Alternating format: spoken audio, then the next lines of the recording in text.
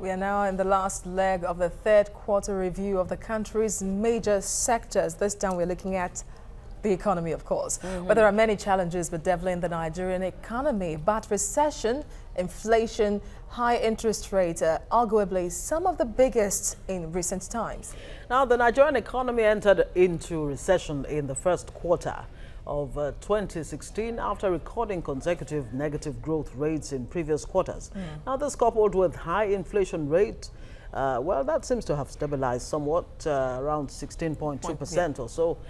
It almost crippled the economic activities all across the country. Now, as food prices skyrocketed, while purchasing power of consumers dwindled. However, in the third quarter of the year, the federal government and Nigeria's data agency, that's the National Bureau of Statistics, announced that the country had exited recession.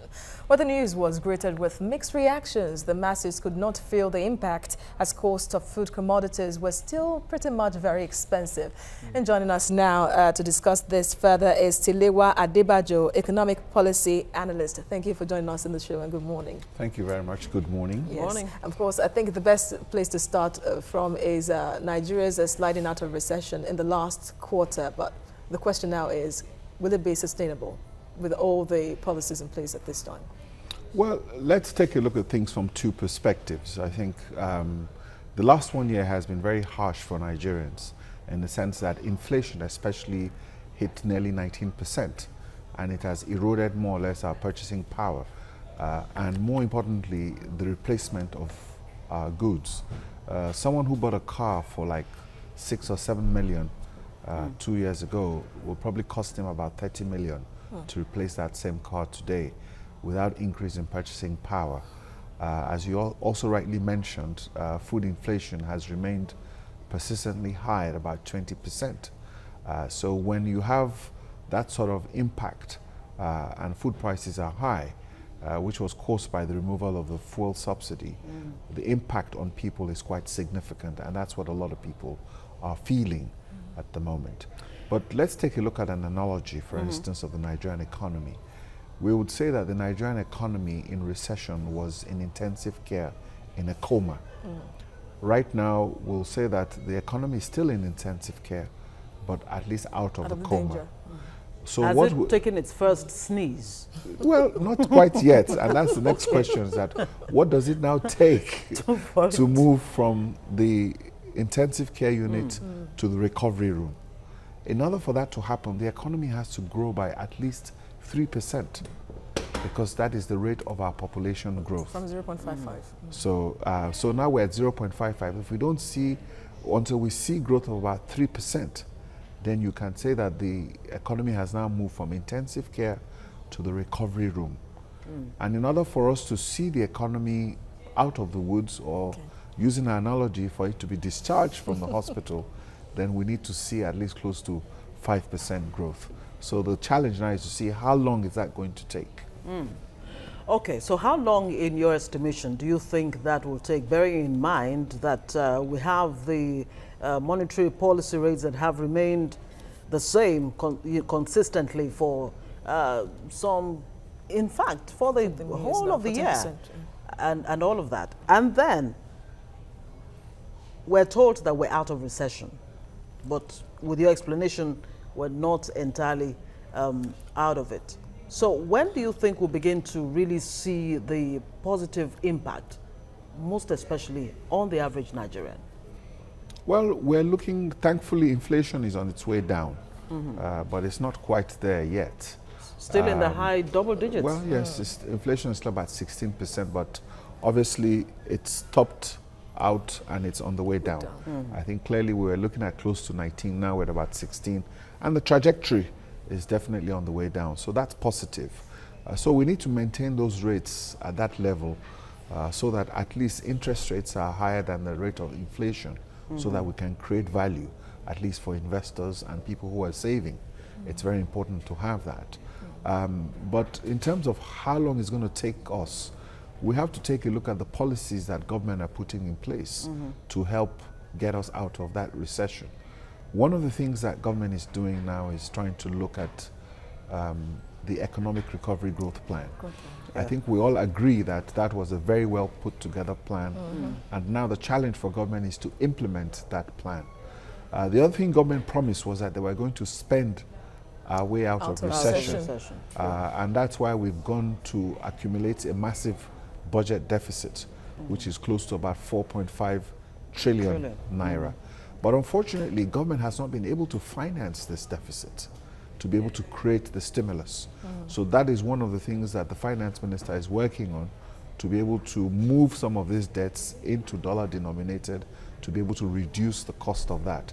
So until we begin to see the implementation of government plans and the sort of confidence that government is trying to restore to the economy, recently we've announced the concession of the airports. So these are the sort of things that we need to see to be able to create the confidence that will return the economy to a sustainable path of growth. There are still investors really somehow are still interested in trading in treasury bills. There have been calls for, of course, to drive the economy now internally. FDIs have to increase. But looking at the fiscal and monetary policies and other policies put in place, will it encourage foreign investors to come and invest in the country for FDIs to be more than the interest now the investors are giving treasury bills? Well, the portfolio investors who come in for treasury bills are more on the short term. And I think they also play a very important role in the sense that they provide the FX stability for us in terms of stabilizing the currency, because they can maintain constant flow of dollars. The key really is to look at the FDIs and what sectors you want your foreign direct investments to be. Our FDIs have dropped from a high of about $9 billion to maybe about $1 billion. Which is quite low for us. So what you need to do is to look at how to reduce your ease of doing business. As you see, we consistently rank very low on the ease of doing business. And there's a very high correlation between your rankings on the ease of doing business and the level of FDIs that you get. Because it's a competitive, Rwanda, it's a more competitive economy all over the world, and these are sort of things that we need to try to do. So all these issues, all the efforts that you see government is trying to do to get visas and making sure we're getting easier for people to come in, business, and getting all the tax laws properly articulated, the NIPC going on investment promotion. These are things you need to do to attract FDIs. But how confident are you in the central bank's interventions? So far, government has actually given itself for CBN's interventions as part of the reason why Nigeria is actually coming out of recession. Well, I think the credit for that has to go to the presidency, because you look at that as a political economy. From the presidency, I think the president, as the vice president, as a matter of fact, was the one who spearheaded the thrust into the Niger Delta to be able to win confidence of the Niger Delta leadership, to be able to help, prevent all the attacks on the pipelines and all that. And I think the vice president has won the confidence, and obviously now the president also has also acknowledged that. And now that we have some sort of peace in the Niger Delta, we're able to at least go back to our production of about 1.8 million barrels a day, which is stabilized at 50, which has provided the dollars to be able to help us show up our reserves. All right, you know what, just hold on your thoughts. Let's bring in Foladele. Foladele is hanging in the wings there. Yes, she is. Morning, how are you? What are Nigerians saying? Oh, as is that, you can already imagine. I mean, these are some of the opinions that really matter, away from the figures, away from being told that we're moving out of recession. Absolutely. What Nigerians are really saying. So let's find out how they are rating the president. Gospel Sowe says, I will vote for Buhari in 2019 if his economy policies can at least return Nigeria's economy to what it was under GEJ. Mr. Uchenna says, I'm happy Buhari has recovered. However, I will be happier if our economy experiences such miraculous recovery as well. Mukhtar Mahmood says, when OBJ said Buhari didn't fail them in fighting Boko Haram and corruption on economy, he remained quiet because he was accusing indirectly. Broken Hill says only Biafra agitation is Buhari's headache instead of economy. The only solution to Biafra is restructuring. Oyenkuzi says the Buhari administration has been a disaster on many fronts: the economy, infrastructure, internal security, planning and budgeting.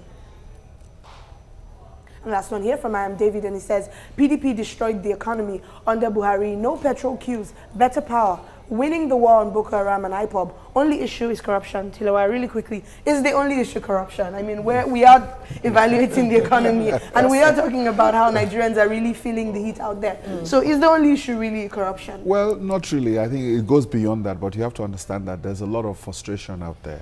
People are suffering and things are not what they are, and so people are actually reacting. So there's emotional issues on that. But yes, their issues go beyond corruption. Well, let's look at, someone tweeted about hoping Nigerian economy gets miraculous recovery. And let's liken it to the introduction of sukuk bonds now into the mainstream by the federal government, which is of course generating a lot of reactions from a lot of controversy religious sects.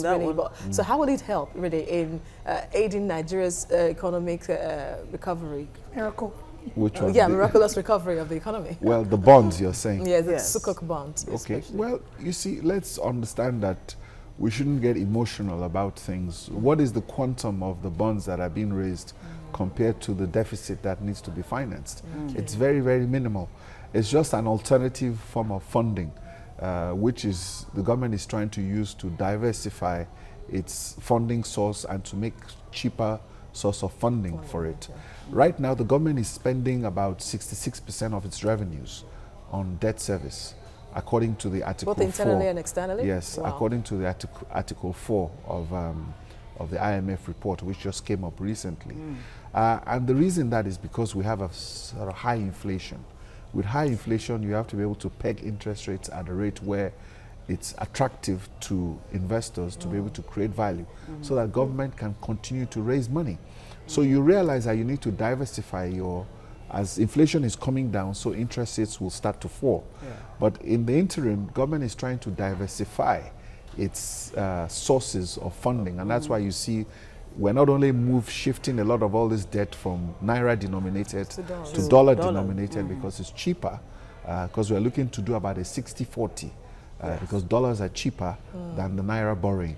So the sukuk one is just another aspect, and I think people should try to not be emotional about most of all these things. So it's not even a drop in the ocean of the economy? It's not, it's just an alternative. Speaking of Nigeria pulling out of or coming out of recession, some analysts are saying, look, it's not enough with the snail speed that the growth is recording. That's so there should be, cautious optimism with all of this talk about coming out of recession. Sure. The growth rate is moving at a very, very slow pace, even in spite of some upward tick in non-oil, sector. No, you're right about that, and I think there was some, chart that we developed earlier which showed the relationship between interest rates and GDP growth. I think quite clearly a lot of people are not satisfied with the growth, and I think with the analogy that I made to measure development now. You have to, because what is happening is that if your GDP growth is not matching your population growth, then you're in trouble. And one of the problems we have seen in Nigeria is the fact that our population is growing at such a high rate that you find out that we have overwhelmed the existing infrastructure. Where are the hospitals? Where are the roads? Even look at the issue with the JAM that the finance minister just raised. What you're finding is there's so many people trying to get into university, but there's not enough university. Is it really about the population explosion or mismanagement of the economy in such a way that it can all right, okay, we'll have to go. So interesting. We'll have to let you go first. Let's take that break, and of course we'll have to say thank you to our guest. Thanks for coming. Tilewa Adebajo, it's always a delight to have you come back and explain all of this to us again. Thank you very much.